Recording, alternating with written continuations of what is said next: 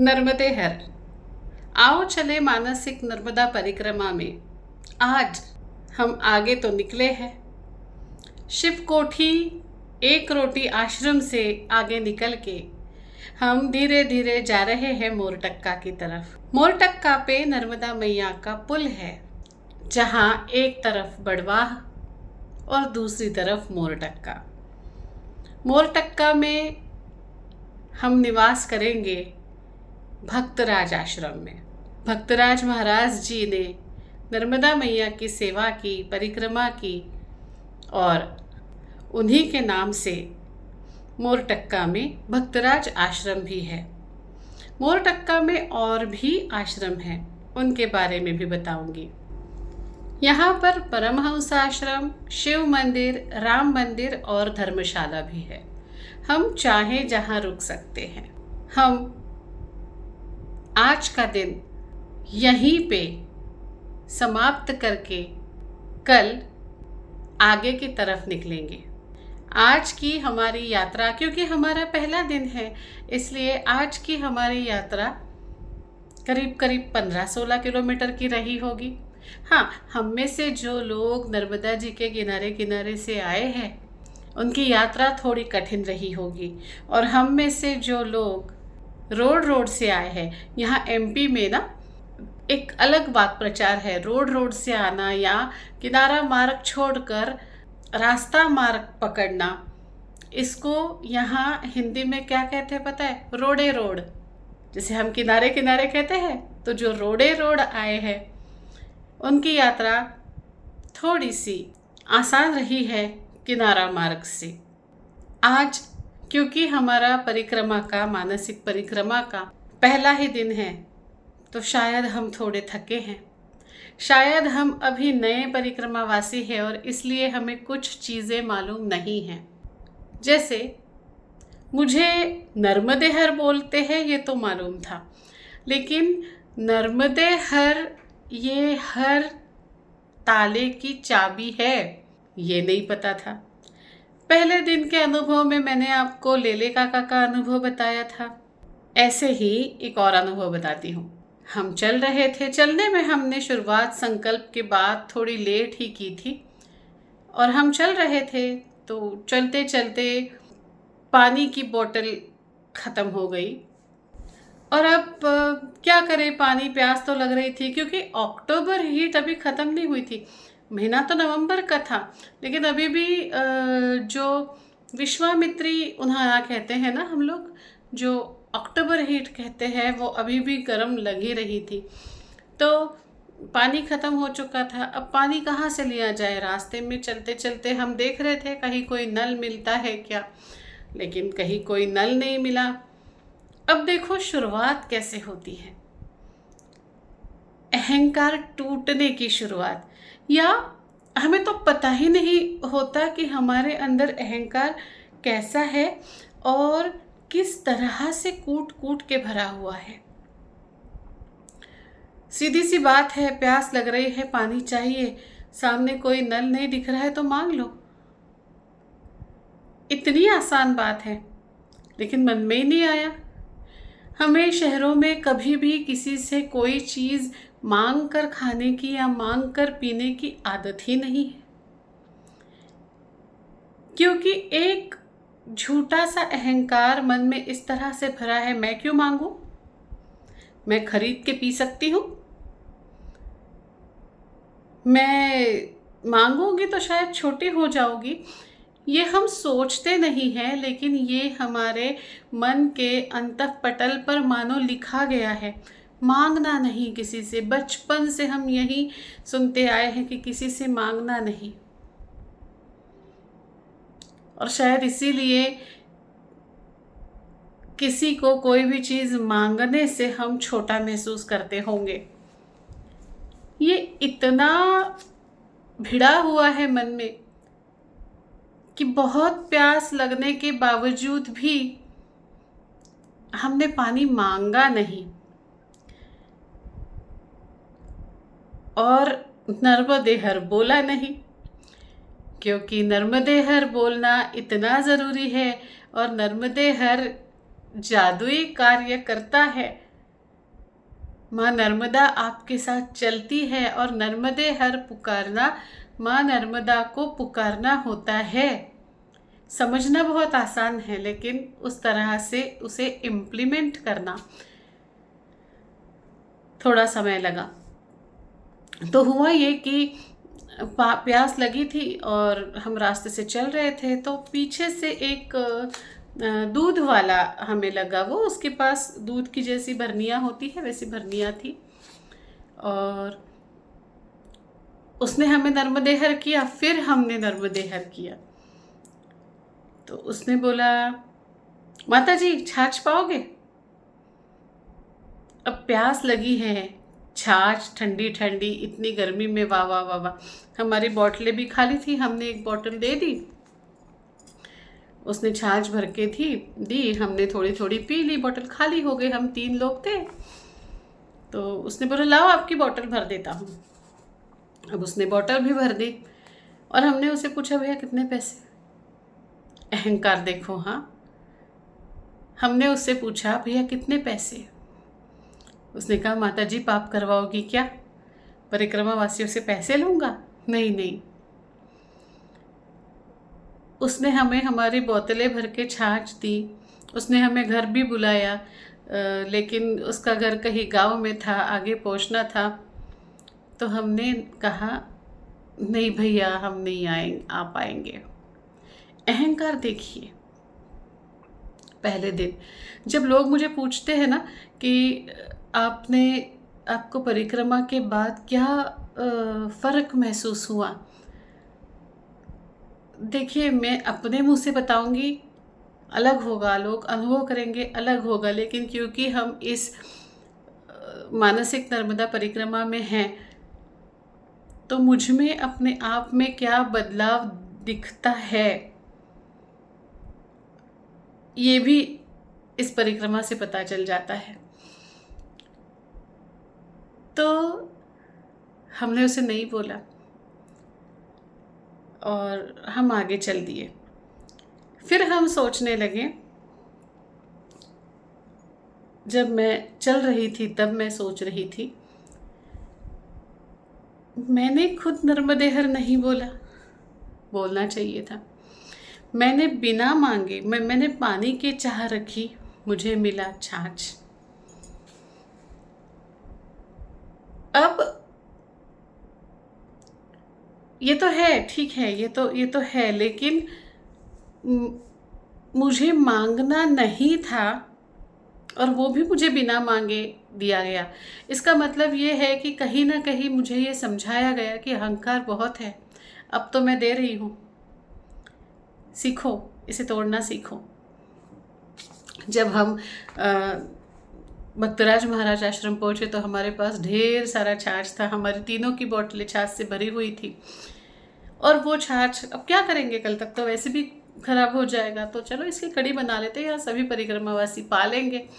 ये सोच के हमने वहाँ जो खाना बना रहे थे उनको दे दिया, और वो कढ़ी पाकर इतना आनंद परिक्रमावासियों को आया कि तब हमें पता चला, दूसरी सीखा, किसी से मांगना, किसी ने देना और किसी को देना, इन तीनों चीज़ों में सबसे ज़्यादा आनंद देने वाली चीज़ है किसी को देना।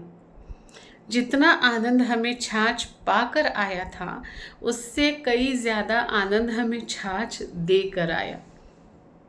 और जब ऐसा करते हैं ना, तब भी अहंकार आता है, मैंने दिया, लेकिन क्योंकि ये हमने दिया नहीं था, ऐसा कुछ लगा नहीं, लेकिन अब मुझे मांगना था, क्योंकि मांगने से मेरा अहंकार टूटने वाला था, मुझ में अहंकार भरा हुआ था। परिक्रमा के पहले दिन ये तो पता चला कि मुझ में बहुत अहंकार भरा हुआ है।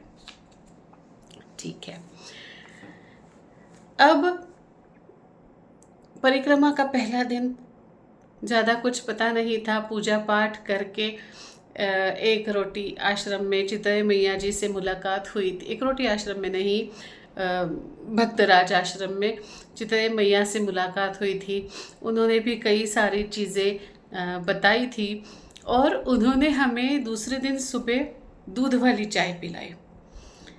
अच्छी शक्कर दूध वाली चाय पिलाई और कहा पी लो और एक एक कप पी लो, क्योंकि यहाँ से आगे जाओगे तो दूध वाली चाय नहीं मिलेगी।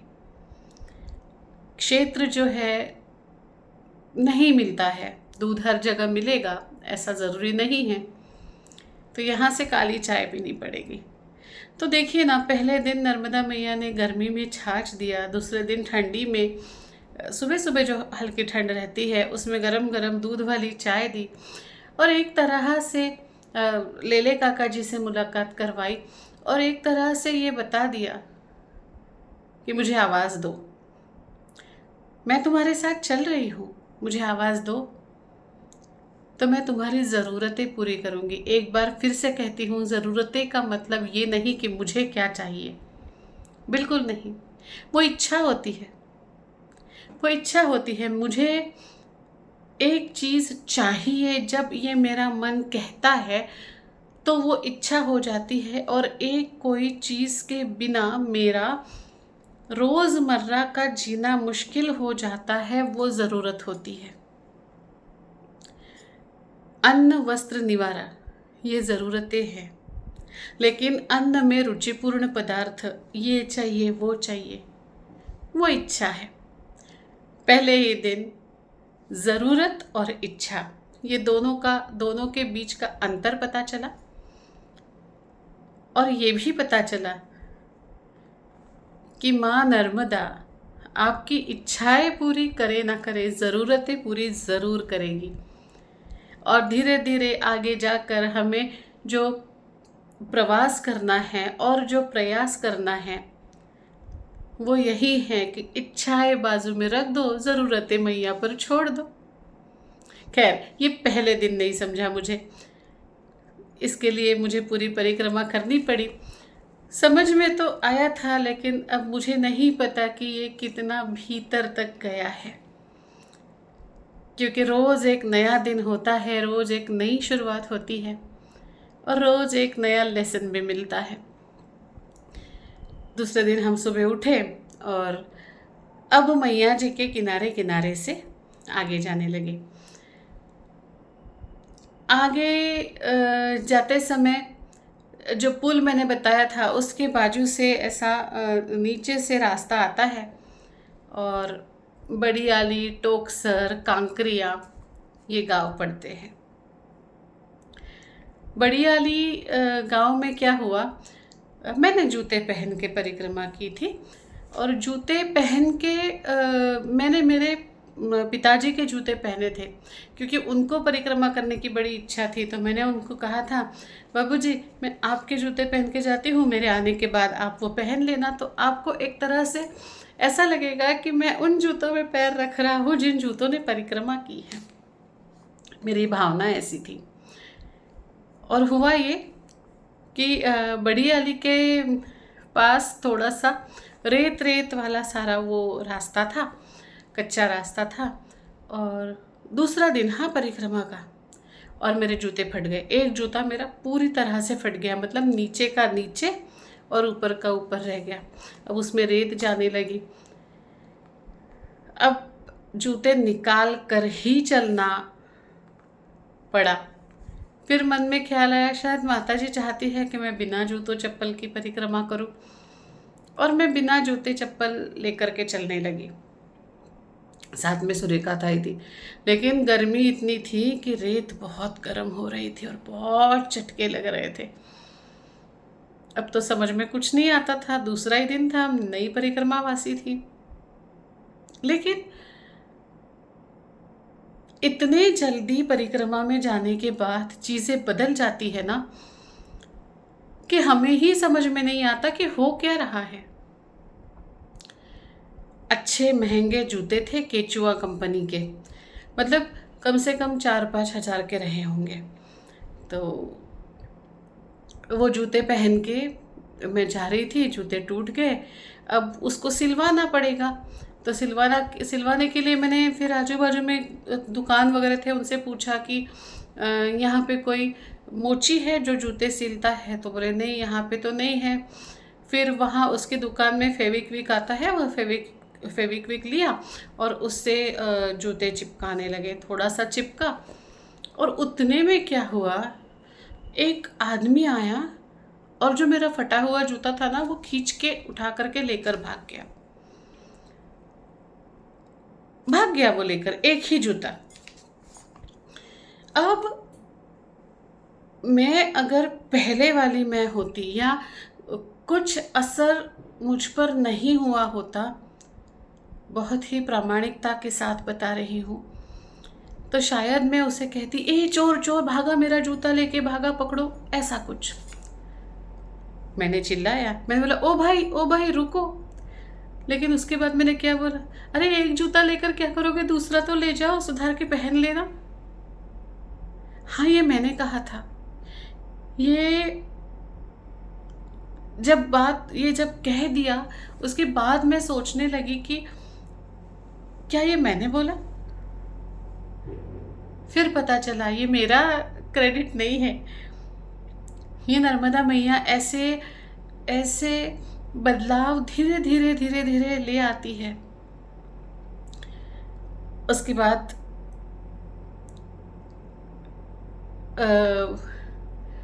टोकसर गोमुख घाट, उसने कच्चा, वो जो आदमी था उसने वो जूता सीला और वो वापस ला के दिया और कहने लगा कि मैं इसलिए जल्दी भागा कि यहाँ का जो मोची है वो तो यहाँ नहीं है, उसकी बीवी है और वो भी बाहर जाने वाली है। मैं तो केवट हूँ, केवट समाज का हूँ, मुझे तो जूता सिलना आता नहीं है। लेकिन माता जी, जिस तरह से मुझे जमे साधन मुझे उस मोची के घर में मिले, मैंने उस तरह से आपको बना दिया है और आप आगे जाइएगा तो आप इसे फिर से एक बार बना दीजिएगा। वो जूता जब उसने मुझे लाके दिया तो मैं रोने लग गई, क्योंकि मैंने सोचा था कि ये जूता लेकर जो भागा है वो उसके लिए भागा है, वो मेरे लिए भागा था। मेरे मुंह से माँ नर्मदा ने उसकी शायद ज़रूरतों की बात की कि शायद उसके पास नहीं हो और इसलिए वो लेकर भागा हो। तो भाई एक मत लेके भागना, दूसरा भी लेकर भागना। ये जो विचार और ये जो रिएक्शन आया था वो इतना अंदर से आया था, शायद नर्मदा मैया के कारण ही आया था, नर्मदा मैया ने ही लाया था। लेकिन वो ना एक बैलेंस हो जाता है। उसने मेरा अच्छा चाहा, मैंने उसका अच्छा चाहा और नर्मदा मैया ने ज़रूरत पूरी की। मेरे जूते फटे थे, मुझे यहाँ से मोची मिलने तक, अच्छा मोची मिलने तक वो जूता पहन कर जाना था, वो नर्मदा मैया ने बना दिया। अब गई मैं टोकसर, वो थोड़ा सा फिर से उखड़ गया था, इतना चलने के बाद थोड़ा सा फिर से उखड़ने लगा था। टोकसर में बहुत सुंदर स्थान है। टोकसर बहुत सुंदर मंदिर है। गोमुख घाट तो इतना सुंदर है कि क्या बताऊं, ऐसा लगता है वहाँ बस आप बैठे रहो और बैठ के देखते रहो। वहाँ पहली बार मुझे मध्य प्रदेश की सर्दी का एहसास हुआ।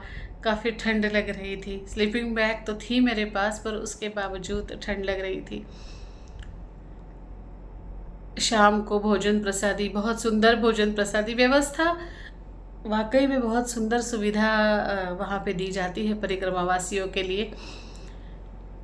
और स्थान भी बहुत सुंदर सा स्थान है।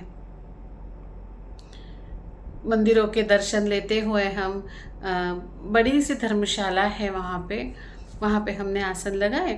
और दूसरे दिन गोमुख घाट स्नान जब कर रही थी तब मेरे भीतर से एक आवाज़ ऐसी निकली कि माता जी, नर्मदा मैया, अब कल तुमने वो जूता सिलवा दिया तो इसका मतलब ये है कि शायद मैं मेरे बाबूजी के जूते पहन के परिक्रमा करूं, यही आप कह रही हैं। ये जूता अभी भी थोड़ा सा फटा हुआ है, चलना मुश्किल हो रहा है। आप चाहो तो किसी को दे दूं, आप चाहो तो ऐसे ही चलूं, आप चाहो तो जूते निकाल के चलूं, लेकिन मुझे कैसा चलना है ये आप मुझे बताओ। अगले गांव में अगर मोची मिल जाता है, फिर मन में ख्याल आते हैं, तो मेरे मन में ख्याल आया अगले गांव में अगर मोची मिल जाता है तो मैं उससे सिलवा लूँगी और फिर समझूंगी कि आपका मन है कि मैं जूते चप्पल पहन के परिक्रमा करूं। अब तीसरा दिन था। तीसरे ही दिन माँ नर्मदा से मन ही मन क्यों ना हो मैं बातें करने लग गई थी। पहली बार माँ नर्मदा से इस तरह से मिली थी। दूसरे दिन माँ नर्मदा के ऊपर निर्भर हो गई और तीसरे दिन माँ नर्मदा की पल्लू से मानो खेलने लग गई। ऐसे बदलाव एक एक दिन में माँ नर्मदा लाती है और एक एक दिन एक एक शिक्षा भी देती है। फिर गए हम कांकरिया। कांकरिया का अनुभव मैंने आपको बताया होगा, नहीं बताया होगा तो फिर से बता देती हूँ। हम काफ़ी सारे लोग थे परिक्रमा के पहले दूसरे दिन, 8 लोग साथ में चल रहे थे। वो भी बाद में पता चला कि ऐसे नहीं चलना चाहिए, लेकिन वो जब पता चला तब बताऊंगी। अभी हमारे मानसिक परिक्रमा में हम कांकरिया गांव में हैं। धीरे धीरे हम चलते जा रहे हैं। एक टीला दिख रहा है। रास्ता ऐसा है कि मैया जी बह रही है और उसके किनारे किनारे किनारे किनारे हम चल रहे हैं। चलते चलते एक जगह हमें भगवे झंडे दिखाई दिए और एक छोटा सा टीला दिखाई दिया और उस पे दिखाई दिया एक छोटा सा मंदिर का कलश। हम अब आगे आए हैं तो हम थोड़े से थका हुआ महसूस कर रहे हैं और इस बार जो पहले दिन हमने नहीं मांगा था तो इस बार हमने मांगने का भी देखो एक तरीका होता है। कभी भी कुछ भी उठ के मांगो ये परिक्रमा का नियम नहीं है। नियम ये है कि जब आपको मांगने के सिवा कोई ऑप्शन नहीं है तब आप भिक्षा कर सकते हैं। भूख भी लग रही थी, आश्रम भी था, हम वहाँ गए, जलपान हुआ, 5-10 मिनट बैठे और वहाँ के बाबा जी ने कहा भोजन पाओगे, तो फिर हमने हाँ कहा। भोजन के लिए थालियाँ लगाई गई। सेवकों ने नमक अचार थाली में परोसा और हमको बैठने के लिए कहा। हम बैठ गए और खाना परोसने का इंतज़ार करने लगे। 10 मिनट हुए, 15 मिनट हुए, आधा घंटा हुआ, 1 घंटा हुआ, सेवकों ने खाना परोसा ही नहीं। और वहाँ के जो महंत थे वो बढ़िया ऐसे बैठे हुए थे, लेटे हुए थे अपनी खटिया पे और देख रहे थे। तो फिर हम में से किसी एक चाचा जी थे हमारे साथ, उन्होंने पूछ ही लिया महाराज जी खाना? तो बोले अरे तुम साथ नहीं लाए? नहीं, खाना कैसे साथ लाएंगे? तो मैंने ही कहा, मैं ही थी वो मूर्ख लड़की। मैंने ही कहा बाबा जी खाना थोड़ी ना साथ लाते हैं परिक्रमा में, तो मैया खिला देती है ना। जहाँ ज़रूरत नहीं थी वहाँ नहीं बोलना चाहिए था, पर मैंने बोल दिया। और वो बड़े ज़ोर से हंसने लगे और उन्होंने कहा अच्छा तो माँ नर्मदा तुम्हें खाना दे सकती है? मैंने कहा हाँ, मतलब ऐसा ही पता है हमें। तो कहने लगे कि तो जो माँ नर्मदा तुम्हें खाना दे सकती है वो माँ नर्मदा तुम्हें बाकी सामान नहीं दे सकती? कहा मतलब बाबा जी? तो बोले ये जो पीठ पे इतना लाद के आ रहे हो, निकालो पहले सारा बाहर। अगर अभी खाना खाना है तो ये सारा बाहर निकालो। कितना कितना सामान तुम्हारे पास रखा हुआ है, इतना सारा सामान क्यों तुम लेके चल रहे हो? क्या नर्मदा मैया खाना ही खिला सकती है? नर्मदा मैया तुम्हें ओढ़ने के लिए चादर नहीं दे सकती? हाँ दे सकती है। तब कांकरिया में उन्होंने हम सब लोगों के बैग्स खाली करवाए। कितना ज़रूरी है उतना ही सामान हमारे पास दिया और बाकी का सारा सामान दान धर्म के लिए निकाल दिया। अब हमारा बैग हल्का हुआ, लेकिन सच मानिए उतने ही सामान में पूरी परिक्रमा हुई। जितना कम सामान रहेगा उतना सफ़र आसान रहेगा। कांकरिया से ये सीख ली कि संचय करना ही नहीं है, साथ लेकर ये भी, इसकी भी ज़रूरत पड़ेगी, ज़रूरत पड़ी नहीं है, इसकी भी पड़ेगी, उसकी भी पड़ेगी, उसकी भी पड़ेगी करके इतना सारा सामान साथ में ले लिया था कि उसको लेकर के अगर हम साथ चलते तो फिर कंधे दर्द करने लगते। आगे फिर बकावा मर्दाना करते करते हम पहुँचे तेली भट्ट्यान सियाराम बाबा जी के पास। मर्दाना में भी एक अनुभव हुआ, लेकिन ये वीडियो लंबा हो रहा है इसलिए अभी नहीं बताऊंगी, अगले वीडियो में बताती हूँ। और आज हमारा तीसरा दिन हम तेली भट्ट्यान में सियाराम बाबा के पास रहने वाले हैं। अभी सियाराम बाबा शरीर में तो नहीं है, लेकिन सियाराम बाबा वहीं पे है और हमें उनके अनुभव आते हैं। नर्मदेहर।